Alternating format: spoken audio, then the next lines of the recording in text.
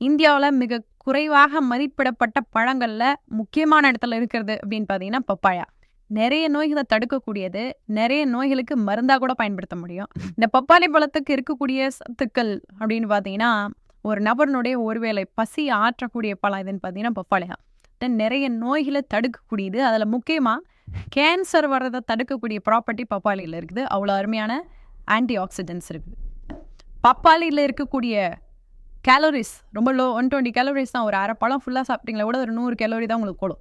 அத சர்க்கரை வியாதி இருக்கிறவங்க ஒருவேளை உணவாகவே நீங்க எடுத்துக்கலாம். அதில ஹை ஃபைபர் இருக்கிறதுனால டைப் 1 டயபெட்டிஸ் ஆட்களுக்கு ரொம்ப ரொம்ப நல்லது.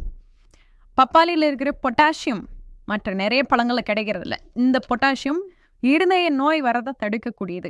போன் ஸ்ட்ரென்த்துக்கு ரொம்ப ஹெல்ப் பண்ணுது. ஆண்ட்ராய்டு ஃபோன் அதிகமா நம்ம எல்லாருமே யூஸ் பண்றோம். இதனால என்ன ஆகுதுன்னா, அந்த ப்ளூ ரேஸ் கண்ல பட்டு ஒரு கண் பார்வை இழப்பு நோய் ஏற்படுகிறது. நிறைய பேர் ரொம்ப சீக்கிரமா கிட்ட பார்வை, தூர பார்வை வருது. இது தடுக்கிறதுக்கு அற்புதமான ஒரு பொருள் ஜியாக்ஸாந்தைன் அப்படிங்கிற ஒரு ஆன்டி ஆக்ஸிடென்ட்.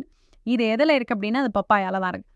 வாரத்துல 3 நாளாவது ஒருவேளை ஆகாரமாவே நீங்க பப்பாயாவ பாவிச்சு எடுத்துக்கிட்டு வந்தீங்க அப்படின்னா, உங்களோட கண் ஆரோக்கியம் அப்படிங்கிறது மேம்படுறத பார்க்க முடியும்.